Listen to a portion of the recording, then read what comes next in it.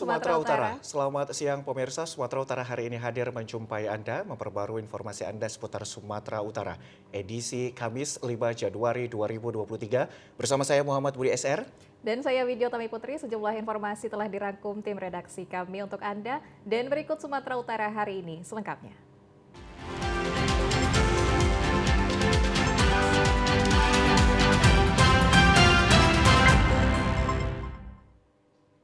Pemirsa, informasi hari ini diawali dari jumlah penumpang pesawat udara pada arus balik Nataru 2023 di Bandara Internasional Kuala Namu, Deli Serdang mencapai 25.223 orang.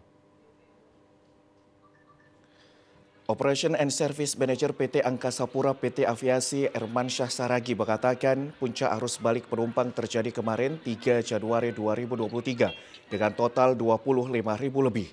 Setiap hari ada 199 penerbangan, yakni 100 pesawat datang dan 99 pesawat yang berangkat. Berdasarkan data angkutan udara di Bandara Kuala Namu pada tahun baru ini dengan total penumpang sebanyak 25.223 orang yang terdiri dari 11.931 orang datang dan 13.292 keberangkatan. Sedangkan kargo mencapai 63.048 kg yakni 35.999 kg kedatangan dan 27.049 kg keberangkatan. Jumlah penumpang pada tahun baru 2023 mencapai 20.698 orang. Untuk penerbangan internasional masih mendominasi 4 wilayah, yaitu Penang, Malaysia, Singapura, Bangkok, dan Arab Saudi keberangkatan jemaah umroh. Untuk posko Nataru sudah ditutup pada 4 Januari 2023 oleh Menteri Perhubungan. Namun untuk di Bandara Kuala Namu, petugas masih disiagakan hingga akhir pekan ini. Penumpang dan pesawat udara ketika kita bandingkan dengan tahun lalu itu penumpang terjadi peningkatan sebesar 81%. Sementara pesawat udara meningkat di sekitar angka 48% kenaikannya. Tapi kalau kita bandingkan dengan situasi normal di tahun 2019, 2023 dibandingkan dengan 2019, itu terjadi penurunan untuk pergerakan penumpang 20% turun, kemudian untuk pesawat udara turun di angka 12%. Salah seorang penumpang Lion Air tujuan Papua transit di Jakarta, O Panalo, mengatakan perjalanan mudik ke kampung halamannya di Medan ini cukup memuaskan karena fasilitas yang diberikan sudah cukup baik. Hal ini harus dipertahankan dan ditingkatkan. Kalau menurut saya memang sudah biasa mungkin kalau setiap akhir tahun itu tiket naik. Iya. Apalagi dari Papua kita ke sini. Ya untuk pelayanan ya bagus. Bagus ya. Pihak pengelola bandara hingga saat ini masih memonitoring kondisi pergerakan penumpang dan bersiaga jika terjadi lonjakan arus balik dengan menyiagakan petugas APSEK, kepolisian, dan TNI. Petugas PT KAI membersihkan bantalan rel kereta api sepanjang 200 meter dan membuat jalanan pengangkut barang ke ujung baru agar tetap nyaman bagi para penumpang.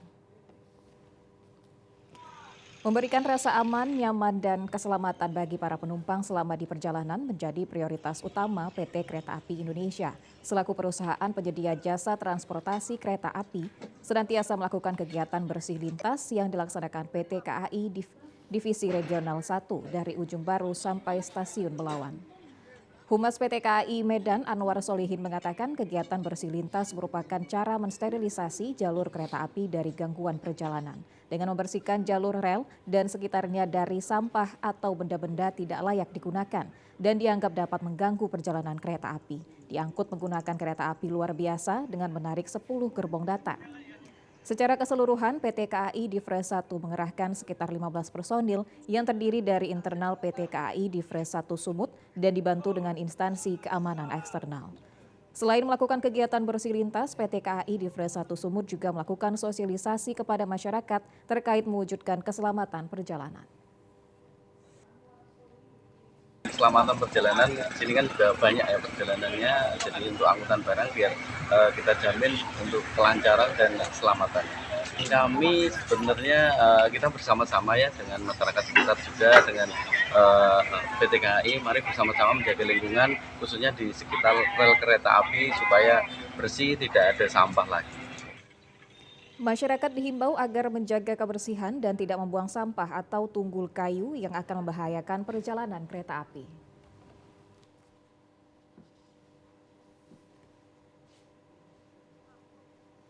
Pemirsa, perbaikan drainase dengan merobohkan tiang jaringan komunikasi mengganggu pengguna jalan karena banyak kabel yang jatuh.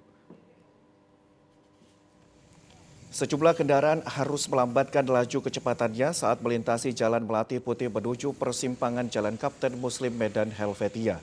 Hal ini disebabkan sedang dilakukannya peremajaan atau perbaikan drainase yang selama ini tidak berfungsi maksimal sehingga harus merobohkan tiang jaringan komunikasinya yang mengakibatkan banyak kabel yang jatuh mengganggu pengguna jalan. Selain kabel jaringan komunikasi yang jatuh ke jalan, juga banyak material galian drainase masih menumpuk di tepi Jalan Kapten Muslim. Bagi pengemudi yang akan melintasi seperti mobil box harus menggunakan kayu untuk menyangga kabel jaringan telekomunikasi agar bisa melintas. Salah seorang transportasi online, Ian, mengatakan sangat mengapresiasi Pemko Medan yang terus melakukan peremajaan drainase.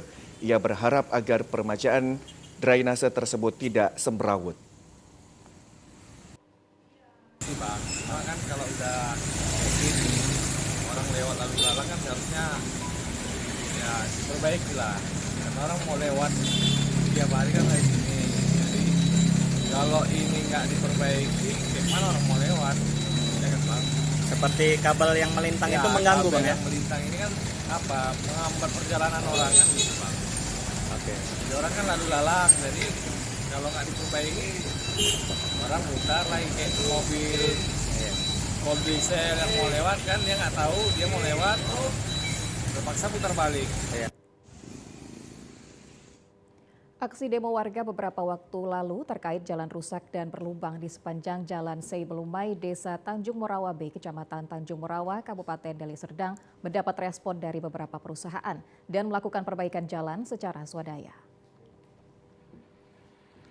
Meskipun perbaikan jalan yang dilakukan komunitas perusahaan di sepanjang Jalan Seibelumai jauh dari sempurna, namun upaya dan kepedulian perusahaan terhadap jalan yang rusak dan berlubang sudah terlihat.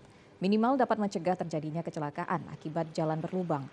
Untuk perbaikan jalan yang dilakukan beberapa perusahaan yang tergabung dalam forum perusahaan hanya mampu melakukan penimbunan jalan yang berlubang dengan menggunakan pasir, batu, lalu diaspal untuk mencegah terjadinya genangan air jika turun hujan. Perbaikan Jalan Seibelumai ini merupakan tugas dari pemerintah Kabupaten Deli Serdang melalui Dinas Pekerjaan Umum. Namun hingga saat ini pemerintah Kabupaten Deli Serdang belum dapat mewujudkan keinginan masyarakat. Saat ini pihak perusahaan tengah melakukan pengerjaan penempelan jalan yang berlubang di sepanjang Jalan Seibelumai sepanjang 700 meter. Pengerjaan ini menggunakan biaya patungan beberapa perusahaan yang tergabung dalam forum perusahaan di sepanjang Jalan Seibelumai. Aksi warga memblokir jalan kemarin berdampak pada penurunan omset perusahaan dan jika terus berlanjut, maka beberapa perusahaan yang menggunakan akses Jalan Seibelumai akan merugi. Kami melakukan perbaikan jalan adalah dampak dari demo yang sebenarnya hal ini bukan tugas kami. Tapi karena kepedulian kami agar masyarakat tidak terjadi kecelakaan dan lain sebagainya, kami melaksanakan pengaspalan jalan. Panjang yang kita perbaiki sekitar 700 meter persegi. Yang kita harapkan adalah kepedulian dari pemerintah daerah untuk perbaikan terhadap jalan-jalan yang ada di sini.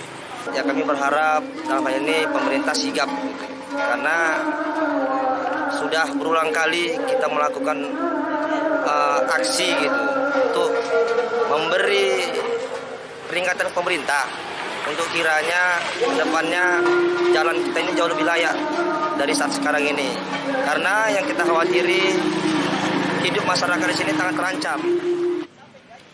Penyebab rusaknya jalan akibat buruknya saluran drainase yang mengakibatkan di sebagian badan jalan yang rendah menimbulkan genangan air dan menyebabkan jalan cepat rusak dan berlubang.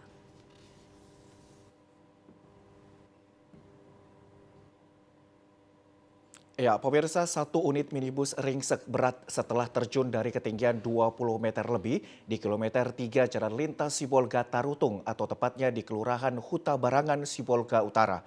Beruntung supir dan satu penumpang hanya mengalami cedera ringan.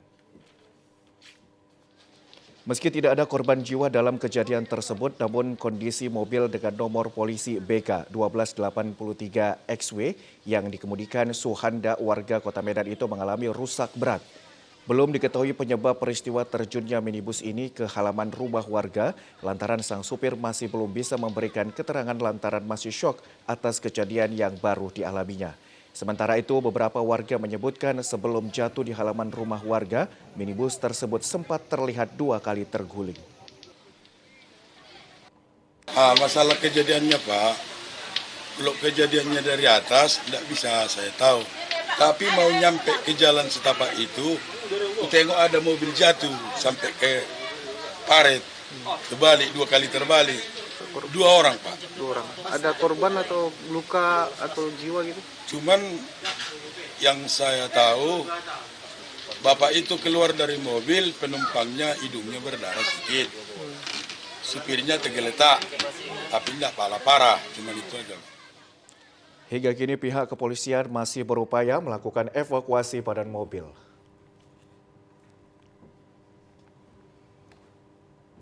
Ya pemirsa, beragam informasi menarik lainnya masih dapat Anda ikuti usai jeda berikut. Tetaplah bersama kami di Sumatera Utara hari ini.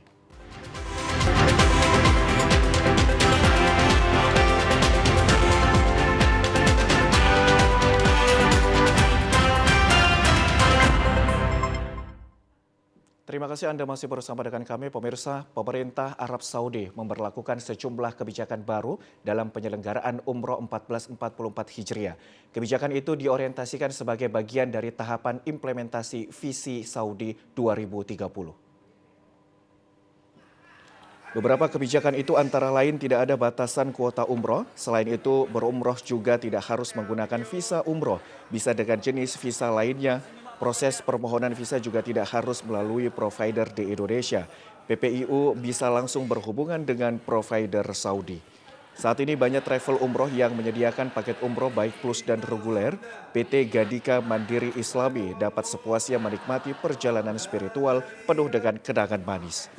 PT Gadika Mandiri Islami menjaga profesionalitas dan kepercayaan para jemaah untuk terus mengedepankan pelayanan dan kepuasan. Mulai dari keberangkatan, proses umroh termasuk akomodasi transportasi hingga perjalanan wisata sejarah dengan mengunjungi sebagian peninggalan Rasulullah. Kebanyakan jemaah yang berangkat umroh melalui PT Gadika Mandiri Islami ini adalah jemaah yang kembali mendaftar umroh lebih dari 1 kali. Karena PT Gadika memberikan pelayanan terbaik kepada para jemaah. PT Gadika Mandiri Islami yang beralamat di Jalan Bajak 2 Medan berusaha menghadirkan sesuatu yang berbeda, di mana nilai ibadah umroh memiliki nilai besar dari sekedar pelayanan biasa. Direktur PT Gadika Mandiri Islami, Ustadz Nasir Karim mengatakan pihaknya menjaga profesionalitas dan kepercayaan para jemaah untuk terus dengan mengedepankan pelayanan dan kepuasan. Mulai dari keberangkatan, proses umroh termasuk akomodasi transportasi hingga perjalanan wisata secara dengan mengunjungi sebagian peninggalan Rasulullah. PT Gadika Mandiri Islami memberikan banyak pilihan dan beraneka ragam fasilitas yang menarik karena selalu mengutamakan kenyamanan para jemaahnya. Kita beralih ke informasi lain, pemirsa. Panitia Pemilihan Kecamatan sebagai penggerak di wilayah kecamatan diharapkan dapat melaksanakan tugasnya dengan baik, profesional, jujur, adil, serta senantiasa menjaga integritas sebagai penyelenggara pemilu. Hal tersebut disampaikan Ketua KPUD Taput di hadapan 75 orang panitia pemilihan kecamatan yang dilantik kemarin di Gedung Sopo Partukoan, Tarutung. Sesuai dengan tahapan seleksi perekrutan panitia pemilihan kecamatan di 15 kecamatan, 5 orang panitia pemilihan di setiap kecamatan akan bertugas dan bertanggung jawab sesuai dengan ketentuan perundang-undangan dalam pelaksanaan dan tahapan pemilu. Sebagai perpanjangan tangan Komisi Pemilihan Umum, maka tugas panitia pemilihan kecamatan sangat menentukan dan menjadi landasan suksesnya pemilu serentak pada tahun 2024 mendatang. Kegiatan ini juga dihadiri Forum Pimpinan Daerah Kabupaten Tapanuli Utara. Ketua KPUD Taput, Kopman Pasaribu berharap PPK yang baru dilantik untuk senantiasa mengedepankan kepentingan negara serta menjalankan tugas sebagai penyelenggara pemilu. Keinginan kita adalah PPK ini menjadi ujung tombak penyelenggara pemilu di setiap kecamatan. dan kita harapkan mereka bekerja optimal. Hari ini kita melakukan BIMTEK dan terus kita akan benahi mereka supaya mereka mampu dan mau melaksanakan pemilu 2024 secara adil dan bermartabat. Pemirsa, Komisi Pemilihan Umum Daerah KPUD Kabupaten Labuhan Batu Utara melantik 40 orang anggota Panitia Pemilih Kecamatan PPK di Aula Hotel Permata Icon Open Kabupaten Labuhan Batu Utara. Setelah mengikuti proses seleksi tahapan perekrutan anggota PPK, Ketua KPUD Kabupaten Labuhan Batu Utara melantik 40 anggota PPK dari 8 kecamatan se-Labuhan Batu Utara. Pelantikan ini juga dihadiri oleh sejumlah perwakilan dari pejabat Pemkab Labuhan Batu Utara, Polres Labuhan Batu, dan anggota Bawaslu Labuhan Batu Utara. Proses pelantikan dengan mengangkat sumpah yang dipimpin Ketua KPU berjalan lancar dan hikmat. Salah seorang anggota PPK dari Kecamatan Kuala Hulu yang baru dilantik, Abdul Rashid Panjaitan, mengatakan dirinya senang menjadi salah satu anggota PPK sebagai bagian pelaksana tahapan pemilihan umum tahun 2024 mendatang dan bertekad akan menjalankan tugasnya sesuai prosedur yang berlaku. Pertama sekali merasa bahagia karena dapat menjadi bagian dari pelaksana pemilihan umum di tahun 2024 nanti, dan harapannya adalah bahwa pemilihan umum nanti yang akan kami laksanakan dapat berjalan dengan baik, mendapat dukungan dari berbagai pihak dan stakeholder yang nantinya akan terlibat dalam pemilihan ini, dan juga dapat melaksanakan seluruh tahapan ini dengan sesuai dengan ketentuan dan aturan yang berlaku tentang pemilihan umum. Divisi Sisdik Farmas dan SDM KPUD Labuhan Batu Utara, Sabrul El Fauzi, menjelaskan pelantikan ini merupakan proses regulasi tahapan dari perekrutan anggota PPK sesuai aturan PKPU RI yang nantinya akan bertugas sebagai panitia pemilihan di setiap kecamatan yang ada di Labuhan Batu Utara untuk mensukseskan pemilu tahun 2024 mendatang.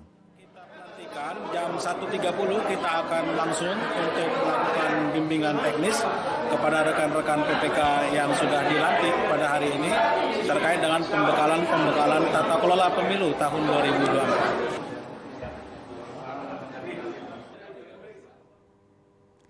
Sementara itu, pemirsa, sebanyak 110 orang anggota Panitia Pemilihan Kecamatan PPK Pemilu 2024 di Kabupaten Deli Serdang dilantik KPU Deli Serdang kemarin siang di Prime Plaza Hotel Jalan Sultan Serdang, Kecamatan Batangkuis, Kabupaten Deli Serdang.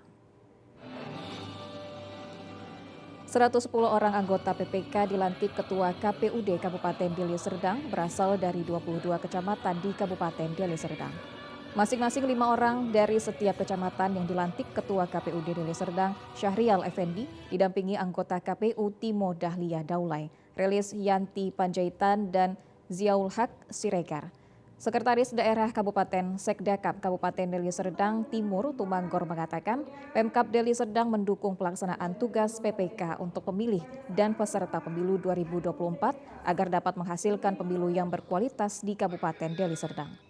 Dengan mewujudkan demokrasi pemilu yang berkualitas dan bermartabat bagi keberlangsungan demokrasi di tanah air pada pemilu 2024 di Kabupaten Deli Serdang, keseluruhan anggota PPK yang sudah dilantik ini melakukan koordinasi terkait tahapan-tahapan pemilu sesuai dengan mekanisme.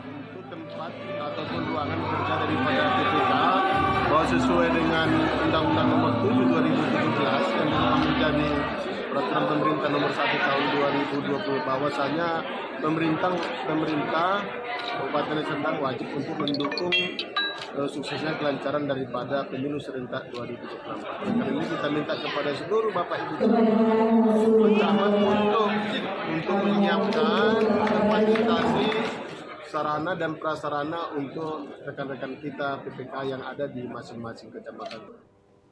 Ketua KPU Deli Serdang Syahrial Effendi mengatakan tugas pertama anggota PPK yang sudah dilantik agar segera berkoordinasi dengan pemerintah kecamatan untuk mengusulkan serta merekomendasikan sekretaris PPK dan staf sekretariasan kepada Bupati Deli Serdang melalui KPU paling lama 7 hari setelah pelantikan.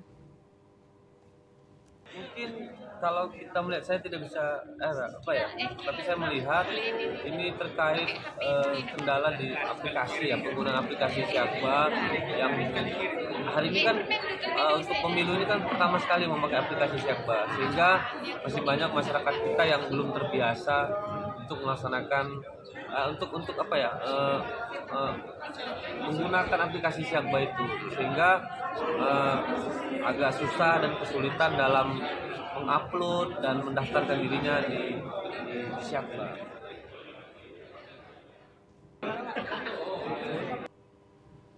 Ya, pemirsa, informasi lainnya akan kami hadirkan sesaat lagi. Tetaplah bersama kami di Sumatera Utara hari ini.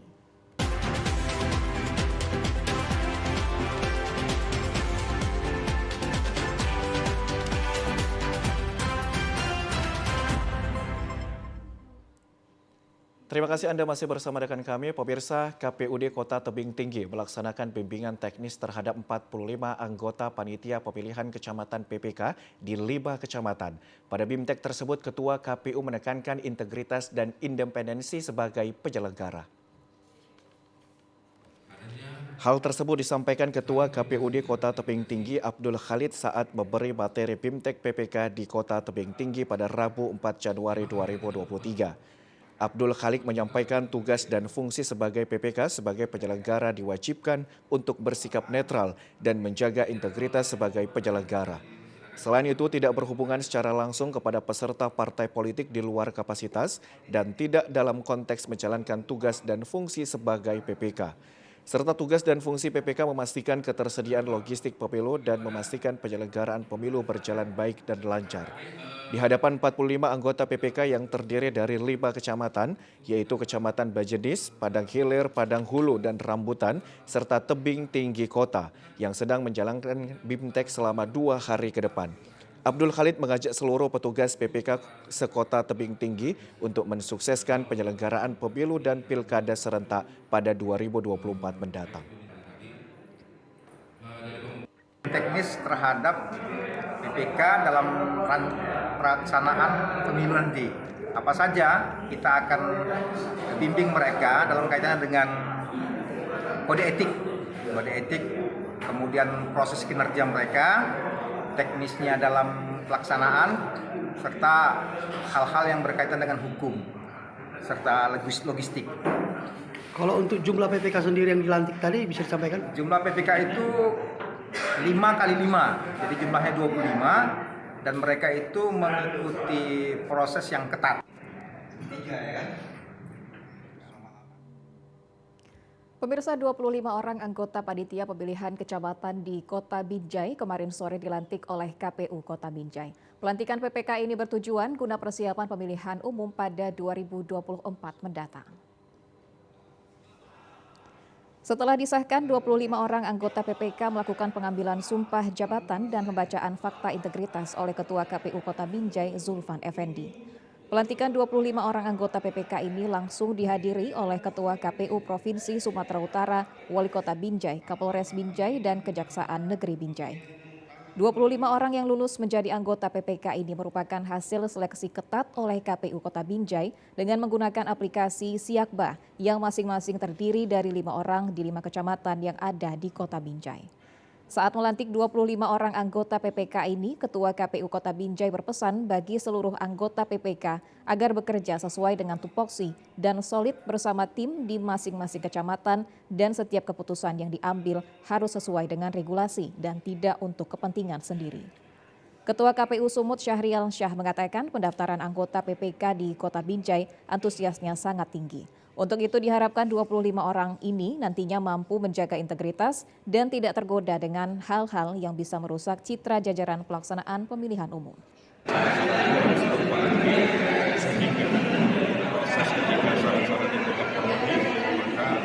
Mereka bisa lanjut tingkat ujian CAP, yaitu sistem organisasi, sehingga di sana prinsip transparansi dan akuntabilitas itu bisa diberikan. Usai pelantikan, Wali Kota Binjai dan Kapolres Binjai beserta jajaran memberikan ucapan selamat kepada 25 orang anggota PPK terpilih.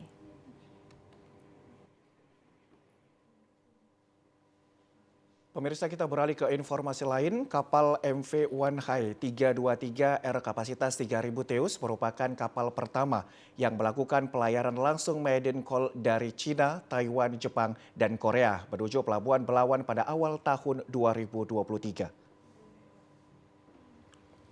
Kedatangan kapal berbendera Singapura ini akan mendongkrak perekonomian Sumatera Utara. Rencananya berangkat dari Pelabuhan Belawan membawa sekitar 100 TEU atau sekitar 19.500 ton untuk kegiatan impor dan ekspor ke berbagai negara.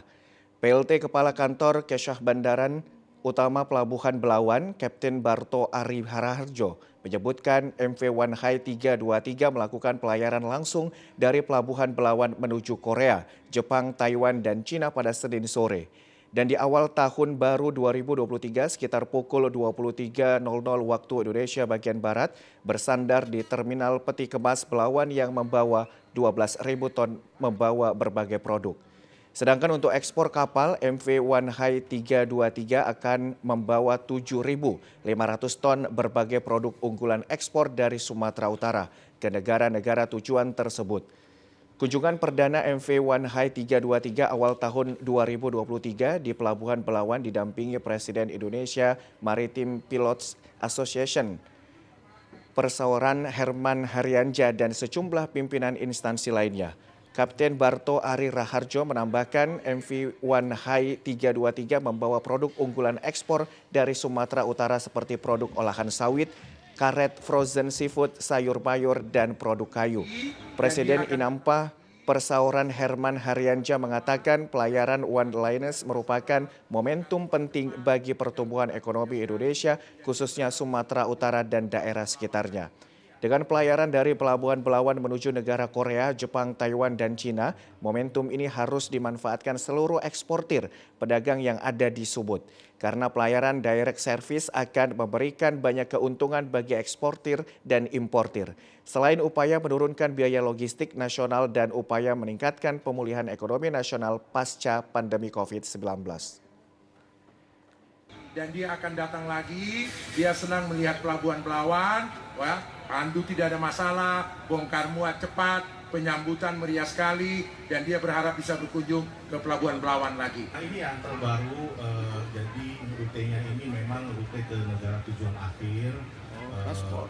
Jadi nanti para eksportir kami harapkan dapat kiranya memanfaatkan jasa daripada Wanhai ini untuk direct service bagi negara-negara tujuannya.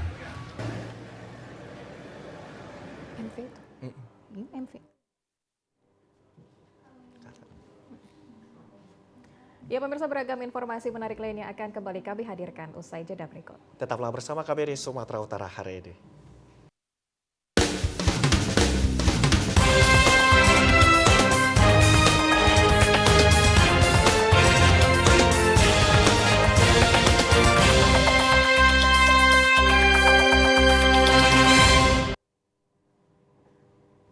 Pemirsa, minat masyarakat untuk berobat ke rumah sakit kembali meningkat seiring dicabutnya penerapan PPKM oleh pemerintah. Dicabutnya status PPKM oleh pemerintah membuat aktivitas masyarakat mulai berangsur normal. Melandainya kasus COVID-19 serta pelonggaran aktivitas membuat minat masyarakat untuk berobat ke fasilitas layanan kesehatan seperti rumah sakit kembali meningkat.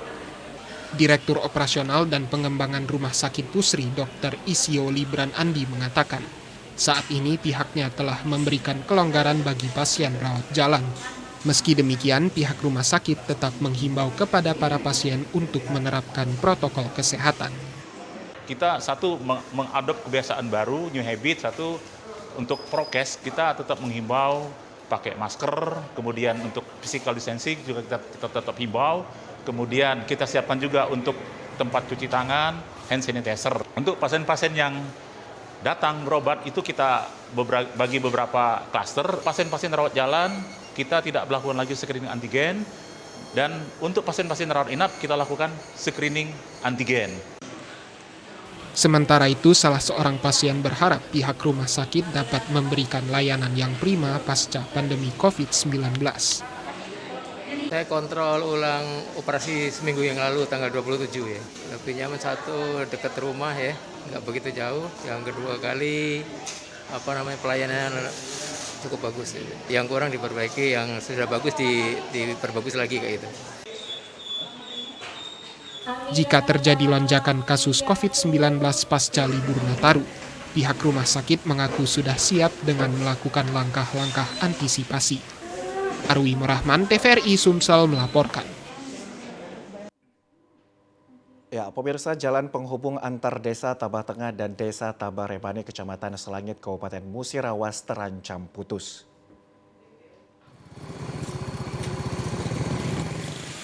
Akses jalan penghubung antara desa Tabah Tengah dengan desa Tabah Rebane, Kecamatan Selangit, Kabupaten Musirawas saat ini sangat memprihatinkan karena hampir sebagian badan jalan telah mengalami amplas. Bahkan untuk dapat melintas di jalan tersebut, sejumlah pengendara roda 4 harus bergantian dan berhati-hati. Salah seorang warga, Gani, mengaku amplasnya sebagian jalan di antara kedua desa disebabkan tingginya intensitas hujan dalam beberapa waktu lalu, namun hingga saat ini belum diperbaiki. Jika kondisi ruas jalan ini tidak segera diperbaiki, dikhawatirkan akses jalan penghubung antara kedua desa terancam putus, apalagi akses jalan ini merupakan satu-satunya penghubung antar desa. Penyebabnya karena longsor, betul Pak? Hujan apa air? Karena hujan longsor. Jadi harapannya secepatnya diperbaiki. Ini menghubungkan kemana? Ini ke desa Tabah Tengah. Ke Tabah Tengah, Tabah Gindon. Banyak ya? Banyak. Jadi khawatir lewat sini? Iya, khawatir Pak. Dirinya berharap kepada pemerintah dapat segera melakukan perbaikan badan jalan tersebut sehingga tidak melumpuhkan perekonomian warga. Dari Musirawas, Leo Murah, TVRI Sumsel melaporkan.